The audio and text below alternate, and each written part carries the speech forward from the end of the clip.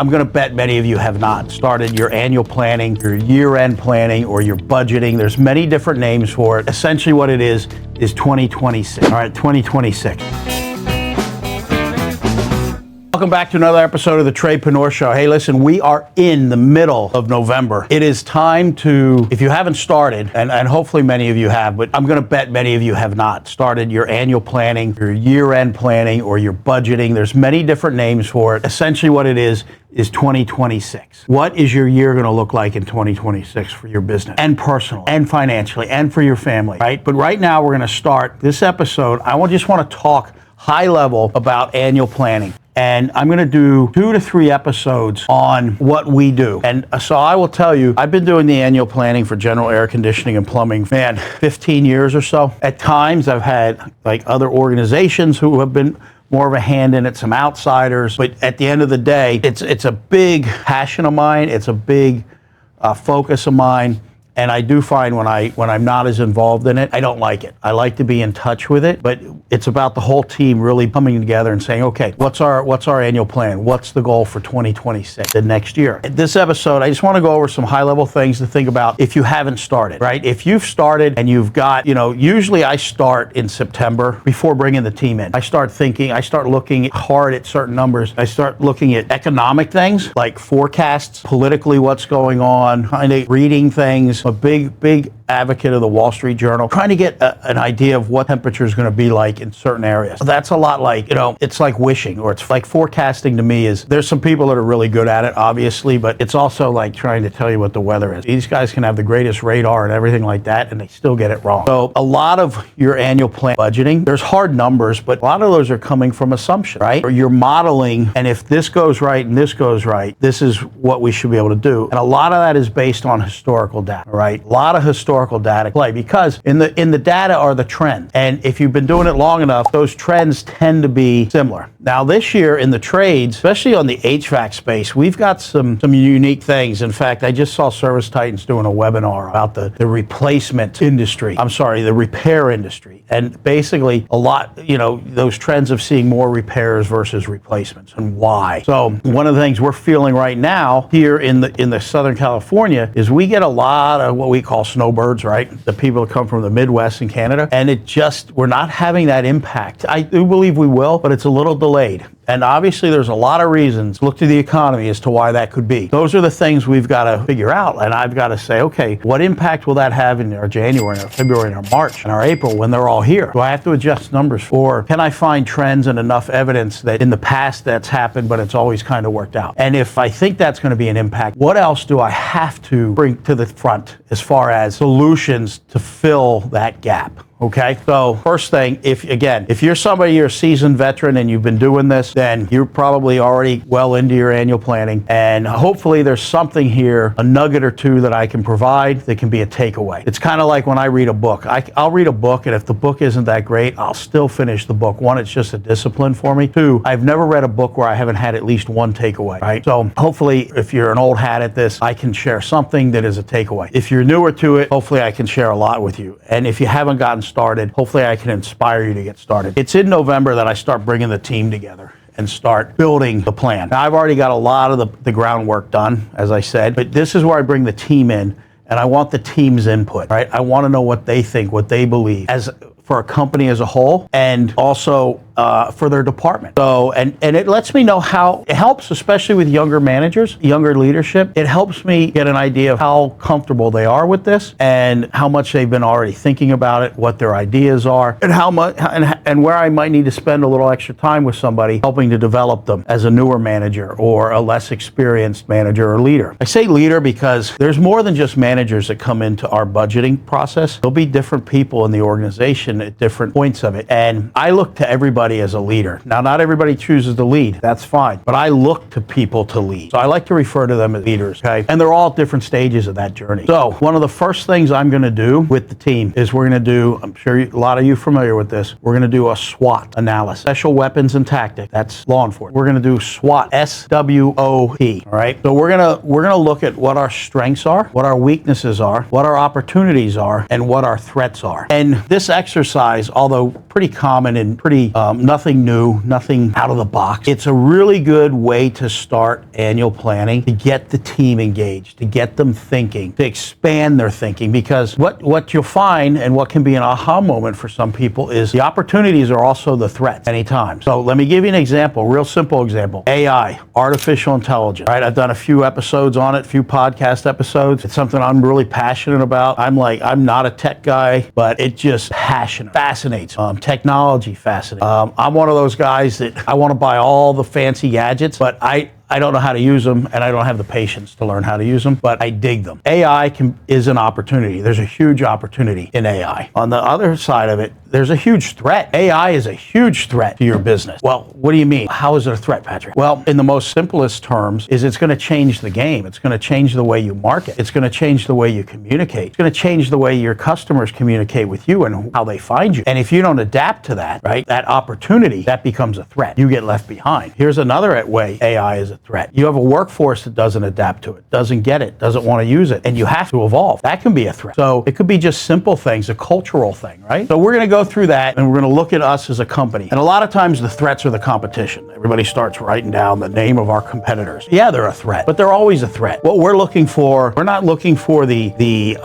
snake in the grass. We're looking for the tiger that's stalking, that we don't know is there. Think about it. You're walking through the jungle. You're going to be looking down. You're going to be wearing boots that come up high, that are leather, that a snake can't bite through, and you're going to be watching where you step. And you're going to get so focused looking for that snake in the grass, you're not going to pay attention to that Bengal tiger that's been stalking you for the last mile. He's just waiting for the right opportunity. The SWOT exercise, a great exercise to do with you. If you've never done it, highly encourage you to. You will learn a lot. And what's really important in that process is there's no right or wrong. You're going to hear crazy stuff. You're going to be like, well, that's not a strength, or that you're right. Really, right now, your job is not to quantify or qualify, I should say, the answer. This is a brainstorm set, and everybody is going to come up with different things. And so what you have to realize is something that somebody says is a strength, you may not think is, you're not looking at it the way. Let them speak, write their input down, let them have a voice, don't shut them down. Now you can have challenging dialogue. By that, if somebody says, oh, I think one of our strengths is where our business name begins with an A, so we're easy to find in the phone book. Well, you're going to be like, I don't know how many people are going to the phone book. They still do. You're not going to tell that person like, you know what, we don't even advertise in the phone book. That's not a concern to us. You need to be able to go to that person and say, okay, that's interesting. Tell me why. Tell me why. Because when you say and you ask the question, tell me why, one, you're validating their input. You're validating them and their contribution. And now they're going to have to tell you why. And they may come to their own conclusion that that's not really what they think it is. And then they'll disqualify it themselves. Or they'll present an argument that wow, okay, that's legitimate. I wasn't thinking that way. Fantastic, right? But don't shut them down. Tell me why. Because you want them to contribute. If you shut somebody down, especially somebody who hasn't done this, is new to this, and they're speaking up, don't dismiss their input. Put everything down. Then you can go through and you can say, okay, what are our priorities? What are the top things we should focus? Okay, yes, that is a strength, that is a weakness, whatever. Is it in our top 10? No, it's not. Okay. So can we leave that one off? And I always ask the team, is it okay if we leave that one off? And if they say no, we need to have that on there, keep it on there. So the other exercise I usually do in the same session, is I have everybody write down on a piece of paper, and I learned this from one of my mentors. Just start writing down everything you can do that would drive revenue and profitability, or revenue or profitability. Just start writing it down. Brainstorm, and you let them go. Like, guys, nothing is crazy. If you say buying Tesla robots as soon as they're available, write it down. Just brainstorm. You let that go on for about 15 minutes. Now, nobody's sharing anything. They're just doing this on their own. Now you're going to ask them, now I want you to go through, and I want you to pick the top 20 thing on your list. Circle the top of all the things you wrote on your list. Maybe you have 20 things. If you have 20, then think harder. If you've got 50, 30, whatever, circle the top 20. If you only got 20, that's all somebody came up with, they don't have to go create more. Hopefully people are just brainstorming. One thing that I think we all struggle with is truly brainstorming.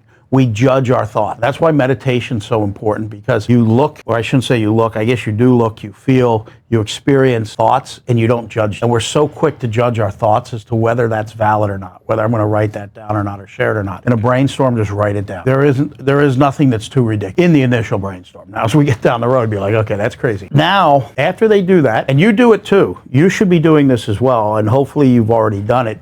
but do it as well. Have them circle top 12 things, or put an X next to the top 12 things that will drive revenue and profitability, or revenue or profitability. Because there are some things that can drive both together. There's some that's only going to really drive one, and you hope that the other follows, but there's things you can do to drive profitability that aren't going to drive revenue. Now that they have that, ask them to share them. Have a discussion around. They just made a list of their number one priority for the next 12 months. What they do is, what are you going to do? Write January on one. Write February in the order of the greatest impact. Let's say your HVAC service manager, one of the things they write is all techs present 4 options on that's January. Now, obviously, there's a lot to do in January. That's the number one focus that they need to get accomplished that can drive the impact of the business, okay? Now, please understand, there's so many other things you can do, yes. But at the end of the day, you're going to do those other things, but that should be, in this example, the priority, the top overarching item, and everything else kind of trickles down from that, kind of builds off of it. And each department now has their roadmap for 12 months. Now, is that written in stone? No, but it gets them thinking for the further process, okay? Now, if done correctly, those 2 exercises can take up a good amount of time. More importantly, a good amount of energy, right? You're going to expend some energy thinking on that, but it gets people thinking, it gets them creative. Now, I have other sessions. I don't even start talking revenue. I don't even start talking, what do you think the budget, where are we going to finish? What do you think we can do next? That conversation, I arrive at those numbers based on historical data, some voodoo magic, and some, forecasting. The number that I have, I don't want revealed. I want the team to start sharing what they think our numbers, our revenue number, and then if we're content with our profitability, and we're never really content with our profitability. If you're content with your profitability and you can push another 1% out, 0.5%, then you do it. What I mean by that is profitabilities, we're good with it. We're going to try and drive profitability even more. We can push the top number, because if your profitability is not where it needs to be and you're trying to push the top number, you're just going to hurt profit. You're just, because you got to figure out why your profitability is not where it's at and work to get it there. All right, what do we have to do there? So that's my approach. Now, I am not a guru. I am not a finance guy. I am a technician who happens to be called president and CEO and has been running a business for some time and have gone through this process. And I just know there's no point in driving revenue, top line growth, if your profitability is not fixed. Fix the profitability, keep the top line growth where it is, even reduce it if need be, as painful as that is to say. And here, drive profitability. Now, if your profitability, you're like, hey, that's really good, we're happy there. Now focus on driving that revenue, and then how do we incrementally increase profitability? You can do both, but if the profitability is really messed up, then you can't do both, okay? So, but start to hear numbers. Now, what I will tell you is based on experience, based on insight and knowledge, and totally how much your open book, how much you share finances, and how experienced really the managers and leaders are, is how realistic their numbers are going to be. Sometimes people come out and they think that this growth, that you're going to have 40% growth. Do businesses have that? Yes. Is it realistic? Most likely not. But when everybody else, my point in this is that when everybody else is pushing for, we're going to have 20%, which, is a healthy number to shoot for. And somebody else is like double that. Okay, why? Tell me why. Tell me why you think that. They may have insight. They may just be throwing a number out because they like a big number, right? And they get excited about it. Start to have that question. Now, when you do this, and when you do start talking about the number, and the number, they should help build that number. You kind of know, basically, everybody should know kind of where the target is. You're going to know when they jump out of it, right? Hey, we're gonna jump over this landmark, but you know when they actually leave the plane. That's the number. You're kind of going to get them into that range. You're going to work there as a team, but then you actually are going to kind of know the number that it needs to be. Now, if the number gets swayed because of the group working together, and somebody can convince you that we can hit this number because of this, or we can't hit the number because of this, then you adjust it. The important thing is you have to control the business, the growth, and where you're going and what you're doing. You have to do it. The team has to believe and buy in. And so just handing somebody the numbers is not going to accomplish. So that's the whole concept, is get the buy-in, help people walk through the understanding of what the goal is and where they're going and what they're doing. Right now, if you haven't started annual planning, you should be meeting probably no less than once a week, probably twice a week. And now keep in mind, when you meet to review annual planning, you don't have to have the same people present at every meeting, all right? And there might just be meetings with the HVAC, plumbing, electrical, roofing, or whoever, whatever business units you have. And then there's going to be ones that you have everybody present. Just keep that in mind, that you're going to be meeting, you're probably going to be present in just about every one. I say probably because you may send the team off to do a project and come back to you with some suggestions. Because this is a perfect time to not just build the plan for your company, but this is the perfect time to mentor your young leaders in the organization and help them understand the whys, the whats, the hows, and the how comes behind everything. At the end of the day, it's a heavy lift, but it can be a fun heavy lift. And I can tell you, I talk to a lot of companies that do not do any real type of budgeting. Or if they do just the revenue goals. They don't get into the costs, the expenses, and budget to that level. You got to get it all in there. Now, if it's your first year ever doing a budget, it's you're going to have to work into it. And you might want to call on the help of a CPA or somebody that knows finance really well. Another business owner would be ideal. It would be willing to help you, mentor you. And here's a plug again. Some of the trade groups out there, some of the best practice, Certain Path, Nexstar, Tommy Mello's Home Service Freedom, Blue Collar Success Group. There's a lot out there. If you're listening to this and I didn't mention you, forgive me. There's just a lot out there. You can Google them, you can search them. Go to trade shows. One that's really good that we're also members of is, I'm gonna draw the blank. I met Weldon Long through that group. I'm gonna put it in the show notes. I'm gonna put more of the groups in the show notes. So you have a list and a resource to them. I belong to several of them. There's some that I'm much more involved in than others, as I shared on other episodes. But they all have some sort of help, guidance, or coaching to help you with this type of thing. Because if you've never done it, it's going to be challenging. Right? It's going to be challenging, but that's okay. You can learn too. Now, if you've done it, you've evolved probably into your own process and doing your own thing. But step one is really get the team thinking, get the team aligned, get them working together, get them trusting each other, get them coming up with ideas and understanding the whole what, how, why, and everything behind the scenes that's required. All right? So that's all I'm going to cover today. If you have not started the process, or you have started the process and haven't done anything like that, I encourage you to do that. The next episode, I'm going to discuss some of the further nuances of the nitty-gritty, some of the steps we do beyond that, and then how we start putting it together. Again, this will probably end up being 3 episodes in all. I will have some handouts that I'll upload, some templates I use and have used over the years, things that have worked really well for me. Be more than happy to share them with you on the website at thetradepreneurshow.com. Just give me some time to get them up there. If you got something out of this, I'm glad, I'm thrilled. Love to hear your feedback. Either way, thank you for supporting the show, The Tradepreneur Show. Thank you for tuning in. That is just doing a listen and a rating helps tremendously. I could be doing other things. I don't want to do other things. I want to do this because this is fun and it's a way of giving back. And I will tell you, I went to some trade shows and some events, and people came up to me that had listened to the show, and I met some really great people, and I got some really great feedback. So that's always really good. Keeps you going. But anyways, again, thank you very much for listening to the Tradepreneur Show. Thank you for the support. I'm your host, Patrick Summers. I'm also President and CEO of General Air Conditioning and Plumbing. So I am in the trenches every day doing this. So I'm speaking from experience, and I'm speaking from points of failure as well as success. And I hope that you can learn as well. So until next time, to the next episode of the Tradepreneur Show, be great and get your numbers right.